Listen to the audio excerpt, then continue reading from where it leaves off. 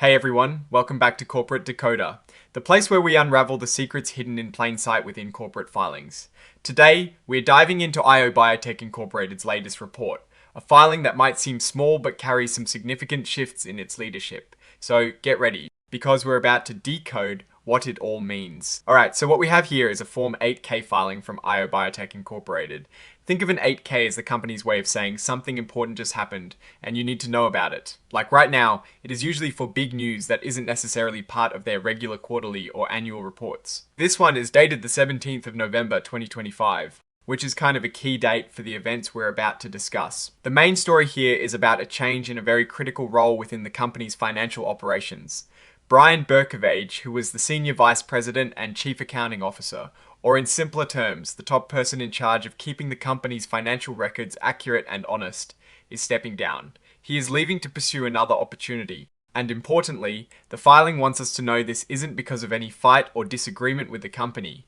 It is important to note that his resignation is official on the 12th of December 2025. Now, with a key financial officer leaving, the company needs to fill that gap, and they've decided to have someone already in a senior position take on this extra responsibility. Amy Sullivan, who is already the Chief Financial Officer, will step in as the Principal Accounting Officer. This means she'll be taking on Mr. Berkovage's duties as well as her own. The report also mentions that she won't be getting any extra pay or special bonuses for taking on this additional role. Her background and qualifications are already documented in the company's proxy statement from April of 2025, which is good because it means there is already a public record of her expertise. So let's put this into perspective a bit. Biotech is a company we've seen in the news. They operate in the biotech space, which is always exciting because it is about developing new medicines and treatments. However, biotech can also be a very challenging field with long development cycles and high research costs. The ticker symbol for Biotech is IOP'd and it trades on the Nasdaq. They are considered an emerging growth company, which basically means they are a smaller, newer company and are allowed some different rules than older, larger corporations, especially when it comes to financial reporting. This situation, a change in the principal accounting officer, while routine, is still a significant event for any company. Especially an emerging one, it can signal a shift in strategy or simply the natural career progression of individuals within the organization. In this case, a departing officer is moving on to a new role and the CFO is absorbing the duties, meaning the financial reporting oversight basically stays within the existing senior finance team. This report, being an 8K, doesn't contain the detailed financial tables we often see in 10Q or 10K filings. We don't have revenue numbers, profit and loss statements, or balance sheets laid out here. Because of that, we can't analyze specific financial performance trends or growth figures in this particular filing. The focus here is purely on reporting a material event, a change in a key officer. This filing with the sexy is essentially a formal notification. It is like the company is telling the world, hey, our chief accountant is leaving and our CFO is taking over. For shareholders and potential investors, it is important to see that the transition of such a crucial financial role is being handled smoothly, and that there are no immediate red flags like disputes associated with the departure.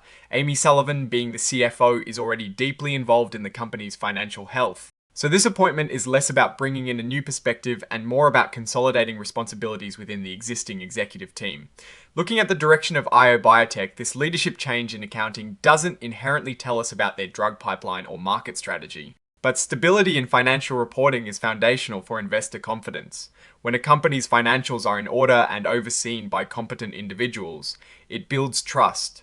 The fact that the filing explicitly states no disputes exist with the departing officer is a positive sign, aiming to prevent any unnecessary speculation or concerns among investors. In essence, the company is trying to assure everyone that the financial gears are still turning smoothly, with the CFO now wearing an additional hat. So, what is our take on this? Well, the immediate departure of a principal accounting officer can sometimes raise eyebrows. However, the report's clear clarification that it is not due to any disagreement, coupled with the appointment of the existing CFO to take over the role, suggests a controlled and deliberate transition. There are no new compensatory arrangements for Miss Sullivan, which might seem like small potatoes, but it could indicate that this is seen as an integration of duties rather than a significant expansion requiring renegotiation. For an emerging growth company, Maintaining a stable and transparent financial reporting structure is paramount. While this filing doesn't offer insight into their groundbreaking research or market potential, it does show they are managing their internal structure proactively. The primary takeaway is that the company is signaling a stable hand at the financial helm, even as one key player moves on. Alright?